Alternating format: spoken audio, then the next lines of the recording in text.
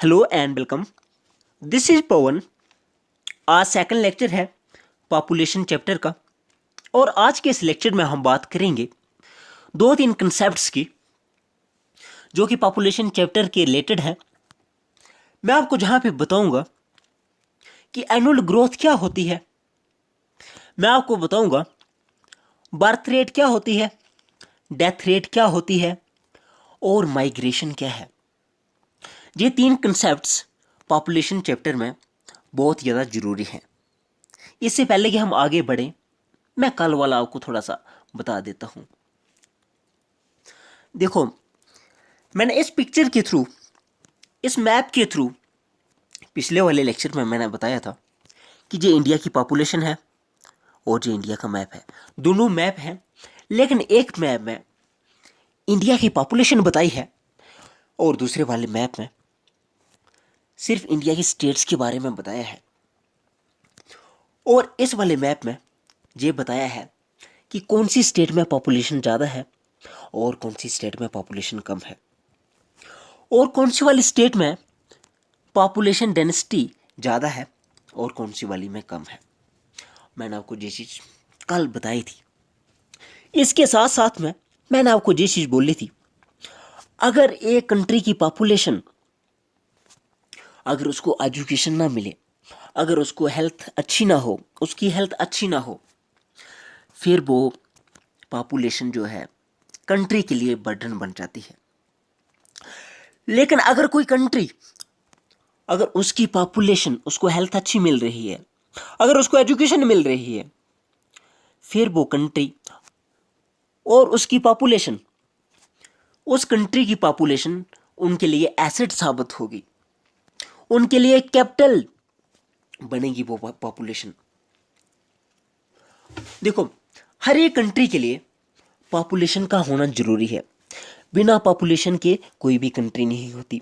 और जितने तमाम रिसोर्सेस हैं जो नेचर में हमें मिलते हैं, और जितने भी रिसोर्सेस हैं वो बेकार हैं अगर पॉपुलेशन ना हो।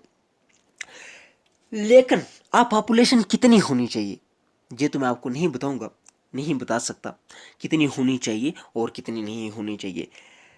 लेकिन अगर मैं एक आम बात करूं तो पॉपुलेशन उतनी ही होनी चाहिए जितने हमारे रिसोर्सेस हों। अगर रिसोर्सेस से ज़्यादा पॉपुलेशन होगी तो नतीजा क्या होगा? नतीजा ये होगा, सभी अवाम को रिसोर्सेस नहीं मिलेंगे, उनकी ज़रूरियात जो भी होंगी वो नहीं पूरी कर पाएंगे। क्योंकि अगर पॉपुलेशन ज़्यादा है और रिसोर्सेस कम है, फिर अच्छे से लोग सरवाइव नहीं कर पाएंगे, अपनी ज़रूरतों को पूरा नहीं कर पाएंगे। देखिए, अब इंडिया की अगर हम बात करें तो ये इंडिया जो है ये सेकंड नंबर पे आता है आफ्टर चाइना। चाइना के बाद हिंदुस्तान ही है जो दूसरे नंबर पे आता है आबादी के लिहाज से, और ये बहुत ज़्यादा इंपॉर्टेंट रोल प्ले करता है। और पॉपुलेशन जो है वो बहुत ज़्यादा रोल इंपॉर्टेंट प्ले करती है। और एक अच्छा रिसोर्स भी साबित हो सकती है अगर पॉपुलेशन के पास एजुकेशन होगी, अगर पॉपुलेशन की अच्छी हेल्थ होगी, तभी जाके वो पॉपुलेशन एज ए रिसोर्स बनेगी और एक कंट्री को ग्रो होने में मदद करेगी। अब मैं आपको बताता हूँ। देखो, अब जो गवर्नमेंट्स जो भी हैं, जितनी भी कंट्रीज हैं, हर एक की गवर्नमेंट होती है। कहीं पे डिक्टेटरशिप होती है, लेकिन कुछ ना कुछ तो होता है हर एक कंट्री में। लेकिन हमारी कंट्री में डेमोक्रेसी है, जहां इलेक्शंस होती है, हम अपने नुमाइंदों को चुन के भेजते हैं ताकि वो हमारे लिए लॉज बनाएं। और हमारी कंट्री में इंडिया में जिस तरह से हम देखते हैं, प्रधानमंत्री होते हैं और बाकी काउंसिल ऑफ मिनिस्टर्स होते हैं, प्रेसिडेंट होते हैं, वाइस प्रेसिडेंट होते हैं, टू हाउसेस हैं, लोकसभा, राज्यसभा। देखो, इनको जरूरत पड़ती है। देखो, अगर इनको कानून बनाना है, इनको लॉज बनाने हैं, या कुछ अमेंडमेंट करनी है, तो इनको पॉपुलेशन की जरूरत पड़ेगी। इनको ऑफिशियल डेटा चाहिए कि कौन सी स्टेट में कितनी पॉपुलेशन है, कौन सी वाली में ज़्यादा है और कौन सी वाली में कम है। और ये पॉपुलेशन भी इंडिया में अनइवनली डिस्ट्रीब्यूटेड है। ये पूरी कंट्री में, पूरे इंडिया में पॉपुलेशन सेम नहीं है, कहीं पे ज़्यादा है और कहीं पे कम है। अगर जुंट एरिया की बात करूं तो बिहार में डेंसिटी के हिसाब से पॉपुलेशन ज़्यादा है। लेकिन मैं ऐसे बात करूं जनरली, वो कौन सी स्टेट है इंडिया की जिसकी पॉपुलेशन ज़्यादा है, तो वो यूपी है। लेकिन अगर हम पर जुंट एरिया की बात करें कि डेंसिटी कौन सी स्टेट की ज़्यादा है, तो फिर हम बात करेंगे वो बिहार की ज़्यादा है। हालांकि हमारी स्टेट राजस्थान एरिया के हिसाब से बड़ी है यूपी से, लेकिन जहाँ पे बहुत सारा डेजर्ट एरिया है, जहाँ पे लोग जो है वो अडेप्टेशन नहीं कर पाते, और दिस इज़ द रीज़न कि जहाँ पे लोग कम हैं, आबादी इनकी कम है as compare to Uttar Pradesh. और उत्तर प्रदेश हमें तो पता है, जिस तरह से most of the Ganga river जो है वो फ्लो यूपी में से करती है, और प्लेन एरिया है यूपी में, और गंगा के किनारे देखो बहुत ही ज़्यादा पॉपुलेशन रहती है। अब कोई भी रिवर मान लो, कोई भी प्लेन एरिया मान लो, वहाँ पे पॉपुलेशन ज़्यादा ही होगी, क्योंकि फर्टिलिटी काफ़ी अच्छी होती है वहाँ पे बारिश अच्छी होती है, पानी अच्छा है, तो लोग ज़्यादा से ज़्यादा उधर ही रहेंगे। जब उधर ही रहेंगे तो जाहिर सी बात है कि पॉपुलेशन भी उधर ही बढ़ेगी। अब मैं आपको बताऊंगा, आज के कंसेप्ट में आते हैं, लेकिन थोड़ा सा और बता देता हूँ पिछले कल का क्या था। देखो, फिर मैंने आपको बोला था, अगर हम अडल्ट्स की बात करें, सिर्फ अडल्ट्स की बात करें, तो अडल्ट्स 58.7% है। अगर हम एज्ड की बात करें वो 6.9% है। अगर मैं चिल्ड्रन की बात करूं तो वो है 34.4%। अभी मैं आपको बताऊंगा, देखिए, अगर मान लो ये पूरी जमीन है, मान लो ये जो गोला है ये पूरी जमीन है, और ये मान लो कि उसका इतना हिस्सा जो है वो पॉपुलेशन है, 17% पॉपुलेशन है दुनिया की। ये मान लो ये टोटल पॉपुलेशन है दुनिया की, और इसकी पॉपुलेशन का 70% जो है वो इंडिया की पॉपुलेशन है। देखिए, 17% 100% में से इंडिया की, अकेले इंडिया की पॉपुलेशन है। लेकिन अकेले इंडिया का एरिया कितना है? अकेले इंडिया का एरिया सिर्फ 2% है। तो इससे हमें साफ जाहिर होता है कि इंडिया की पॉपुलेशन ज़्यादा है compare to its area. Area हमारे पास इतना ज़्यादा नहीं है, हालांकि ठीक है, लेकिन as compare to our population area कम है। 2.4% ऑफ द वर्ल्ड इंडिया का एरिया है। इंडिया कितना एरिया कंस्टिट्यूट करता है? 2.4% आउट ऑफ 100%। देखो, हम इसको मान लीजिए वर्ल्ड का एरिया है, पूरी वर्ल्ड का एरिया, लेकिन इसमें से 2.4% ही इंडिया का है, बाकी वाला और कंट्रीज का है। लेकिन इस 2.4 एरियाज में, इस 2.4% वाले एरिया में 17% पॉपुलेशन रहती है। तो फिर रिसोर्सेज कहाँ से देंगे? जॉब्स कहाँ से मिलेगी? वर्क कहाँ से मिलेगा? बहुत सारी स्लम्स हैं इंडिया में जहाँ पे लोग रहते हैं, जहाँ पे हालत अच्छी नहीं होती।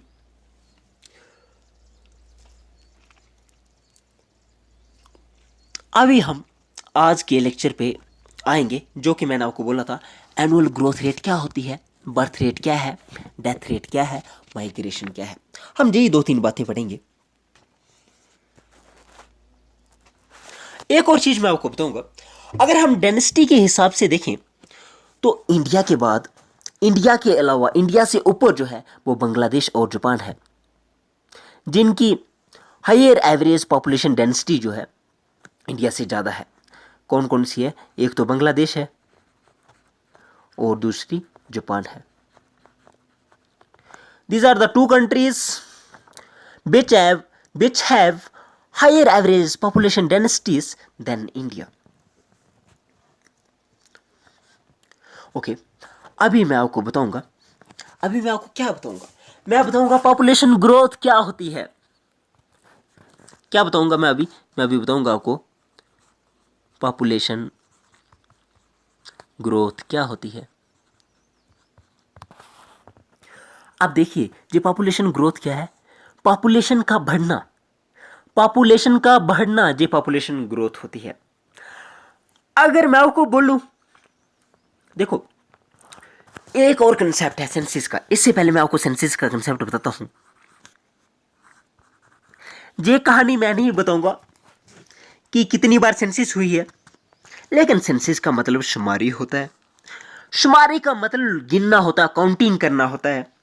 देखो सेंसिस के लिए गवर्नमेंट क्या करती है, लोगों को अपॉइंट करती है और घरों में भेजती है ताकि वो सेंसिस करें, काउंटिंग करें, कितने मेल हैं कितने फीमेल हैं, एजुकेटेड कितने हैं, अनएजुकेटेड कितने हैं, बुजुर्ग कितने हैं, बच्चे कितने हैं। और ये सेंसिस गवर्नमेंट को जरूरी है ताकि वो कानून बनाए। सेंसिस करवा के ही गवर्नमेंट कानून बनाएगी, लेकिन ये रोजाना सेंसिस नहीं होती, जहाँ हर साल सेंसिस नहीं होती, जहाँ हर महीने सेंसिस नहीं होती। इसके लिए एक डेकेड का टाइम इन्होंने फिक्स किया है। हर डेकेड के बाद ये सेंसिस करवाते हैं। जैसे लास्ट सेंसिस जो है वो 2011 में हुई है, 2011 में लास्ट सेंसिस हुई है, और अब जो है वो 2021 में होगी। इस साल ही अभी सेंसिस होगी, लेकिन लास्ट जो सेंसिस है जिसका डेटा मैं अभी आपको बताऊंगा वो है 2011 का डेटा। अब 10 साल का डेटा हम लेते हैं और 10 साल के बाद काउंटिंग करते हैं, सेंसिस करते हैं।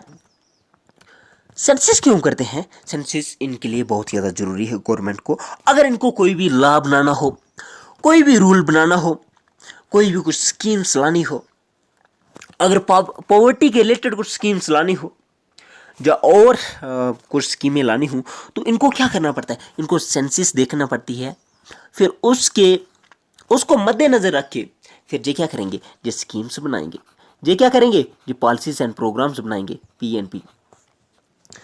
अब देखिए मैं थोड़ा सा बताऊंगा आपको कि इंडिया में सेंसिस जो है स्टार्टिंग में कब हुई।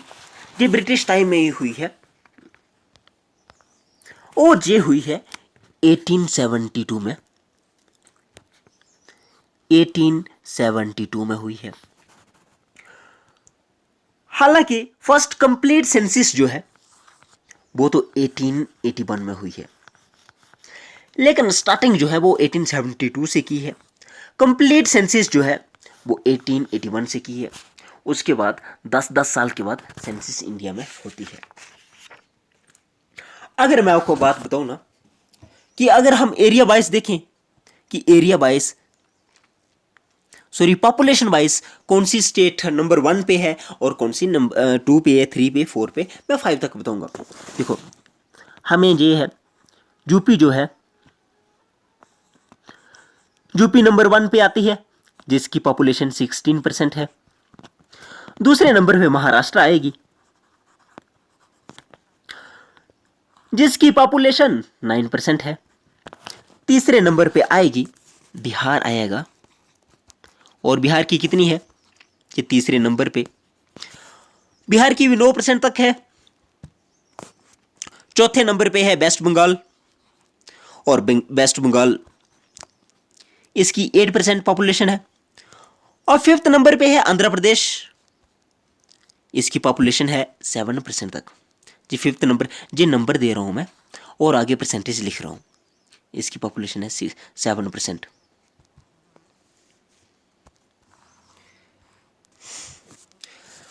अभी देखिए मैंने आपको बोला कि कौन सी स्टेट नंबर 1 पे आती है, 2 पे कौन सी है, 3 पे कौन सी है, 4 पे कौन सी है, 5 पे, हमें सारी नहीं पढ़नी है। अब मैं आपको बताऊंगा पॉपुलेशन ग्रोथ क्या होती है। देखो पॉपुलेशन ग्रोथ क्या है।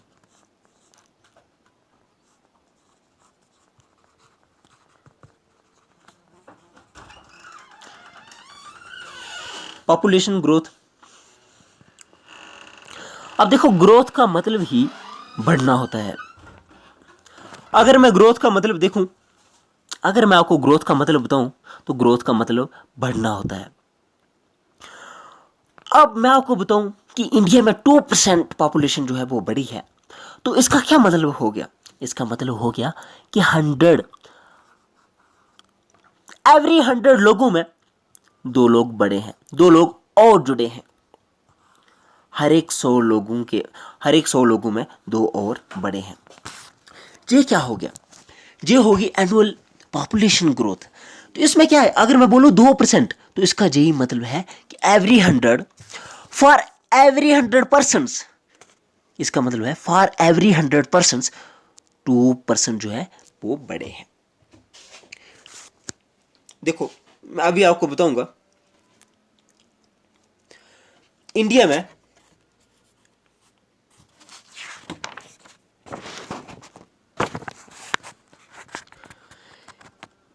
अगर हम 1981 की बात करें, इससे पहले क्या था? बर्थ भी बहुत ज़्यादा थे और डेथ्स भी बहुत ज़्यादा थी। मतलब बर्थ और डेथ जो थे वो दोनों ज़्यादा थे। लेकिन आहिस्ता आहिस्ता 1981 के बाद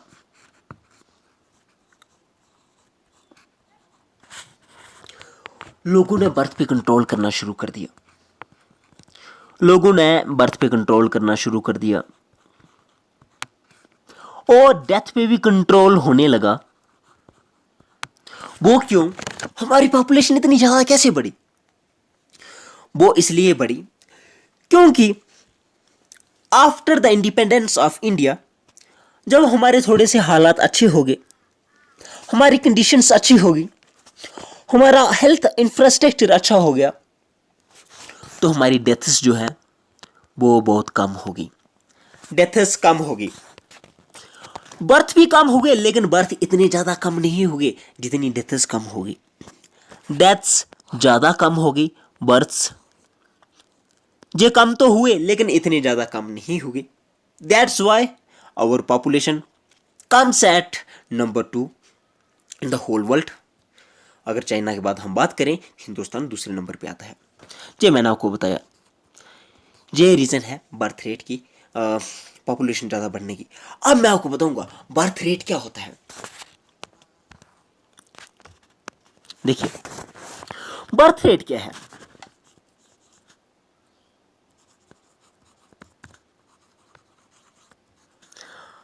अगर हम 1000 लोग लें,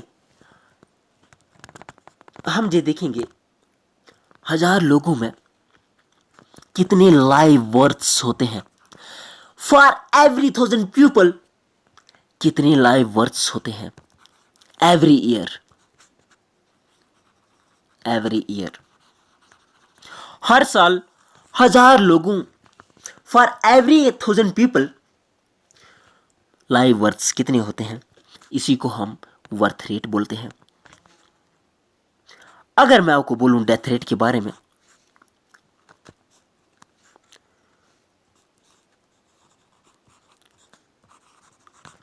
तो डेथ रेट क्या है, इसमें भी यही है। फॉर एवरी 1000 पीपल कितने लोगों की डेथ होती है एवरी ईयर। देखो ये बर्थ रेट और ये डेथ रेट, ये बहुत ही ज्यादा रोल इंपॉर्टेंट प्ले करती है एक कंट्री की पॉपुलेशन को बढ़ाने के लिए, या कम करने के लिए, या स्टेबल करने के लिए। एक कंट्री की पॉपुलेशन बढ़ रही है, जो कम हो रही है, जो बराबर रह रही है, ये डेथ रेट और बर्थ रेट डिफाइन करते हैं। अगर बर्थ रेट अच्छा है और डेथ रेट कम है तो यकीनन पॉपुलेशन बढ़ेगी ही बढ़ेगी। लेकिन जैसे डेवलप्ड कंट्रीज हैं, उनका क्या कंसेप्ट है, उनका ये मानना है और उनके लॉज भी यही बोलते हैं। देखो उन्होंने बर्थ को बहुत ज़्यादा कंट्रोल कर लिए हुआ है। उनके इतने ज़्यादा बर्थ्स नहीं होते और उनकी इतनी ज़्यादा डेथ्स भी नहीं होती हैं। देखो डेथ्स होती हैं लेकिन बहुत कम होती हैं। उनका हेल्थ इंफ्रास्ट्रक्चर काफ़ी अच्छा है, इसलिए उनकी डेथ्स कम होती है। इंडिया भी अभी इम्प्रूव कर रहा है, लेकिन अगर हम कंपेयर करें तो हम अभी बहुत पीछे हैं। तो ये चीज़ है डेथ रेट और बर्थ रेट, ये डिफाइन करती है एक कंट्री की पॉपुलेशन को कि बढ़ रही है जी कम हो रही है। अब माइग्रेशन है। माइग्रेशन क्या होता है? माइग्रेशन होता है एक जगह से दूसरी जगह जाना।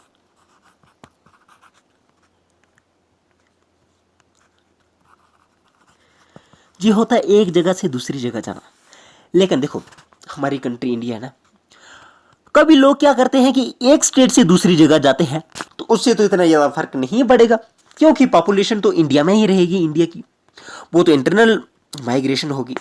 लेकिन जब एक्सटर्नल माइग्रेशन करते हैं, फिर पॉपुलेशन, उस पर फर्क पड़ता है। जब हमारी कंट्री से दूसरी कंट्री में लोग जाते हैं और परमानेंट उधर ही सेटल होते हैं, उसको हम एक्सटर्नल माइग्रेशन बोलते हैं।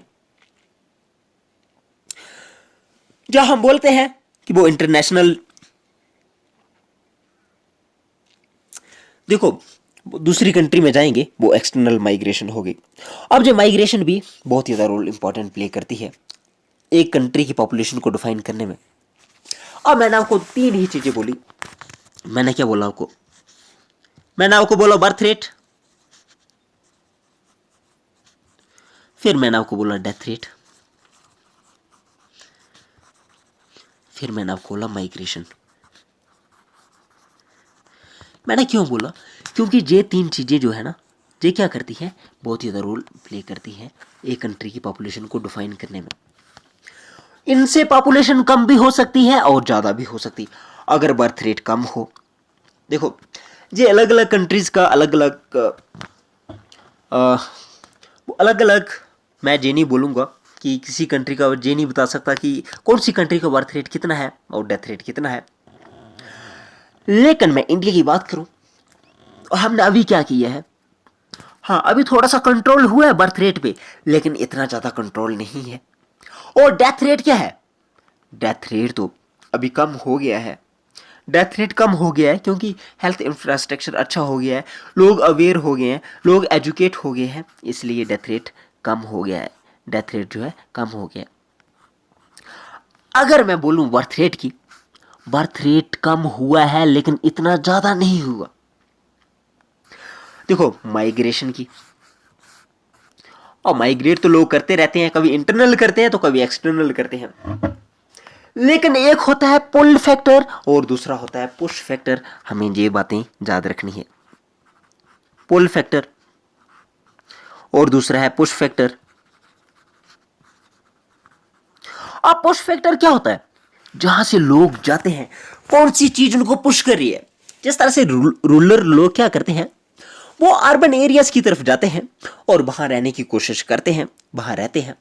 वो रूरल एरिया उनके लिए क्या है? पुश फैक्टर है। रूरल एरिया उनको क्या कर रहा है? पुश कर रहा है।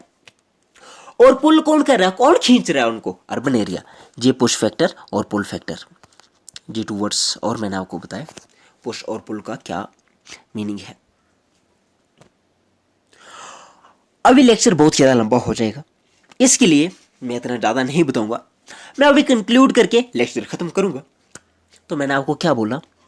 मैंने कहा ये पॉपुलेशन जो है ना, ये एक रिसोर्स भी साबित हो सकती है और एक डिस्ट्रक्शन भी साबित हो सकती है एक कंट्री के लिए, अगर वो वेल एजुकेटेड नहीं है, अगर वो वेल इन्फॉर्म्ड नहीं है, वो डिस्ट्रक्शन साबित ही होगी।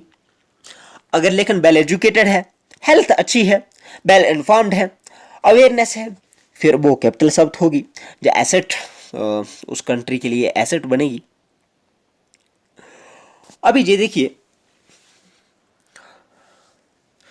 अभी मैं आपको ये कंक्लूड करूंगा कि मैंने आपको यही बताया कि एक birth rate, death rate, migration और एनुअल ग्रोथ रेट क्या होती है। एनुअल ग्रोथ रेट मैंने ये बताया कि हर साल कितने लोग आते हैं, कितनी ग्रोथ होती है पॉपुलेशन में, वो एनुअल ग्रोथ रेट है। और बर्थ रेट में मैंने आपको ये चीज बोली कि for every 1000 people how many live births happen, कितनी लाइव बर्थ्स होती हैं, या 1000 लोगों पर कितनी डेथ्स होती हैं, उसको हम डेथ रेट बोलते हैं कि कितनी 1000 लोगों पर कितनी डेथ्स होती हैं। माइग्रेशन, इंटरनल माइग्रेशन क्या होती है? जो अपनी कंट्री में ही एक जगह से दूसरी जगह जाएं, वो इंटरनल माइग्रेशन है। अगर हम अपनी कंट्री से दूसरी कंट्री में जाएं और उधर ही सेटल हो जाएं, वो एक्सटर्नल माइग्रेशन होती है। अब मैंने आपको बोला पुल फैक्टर और पुश फैक्टर। अब पुश फैक्टर क्या होता है? जहां से इंसान जाता है तो वो क्या करता है, वो एरियाज को पुश करता है, जहां से इंसान जाता है वो पुश करता है वो एरिया, और इसलिए वो पुश फैक्टर बनता है। और दूसरा वाला एरिया जहां पे इंसान जाता है वो उसके लिए पुल फैक्टर बनता है। कोई भी रीजन हो सकती है पुल फैक्टर की या पुश फैक्टर की, लेकिन मैक्सिमम लोग क्या करते हैं, रूरल एरिया से अर्बन एरिया की तरफ जाते हैं और उधर रहते हैं। तो मैं आज का लेक्चर ख़त्म करता हूँ, क्योंकि लेक्चर बहुत ही ज़्यादा लंबा हो जाएगा और आप बोर हो जाएंगे। So thank you and bye.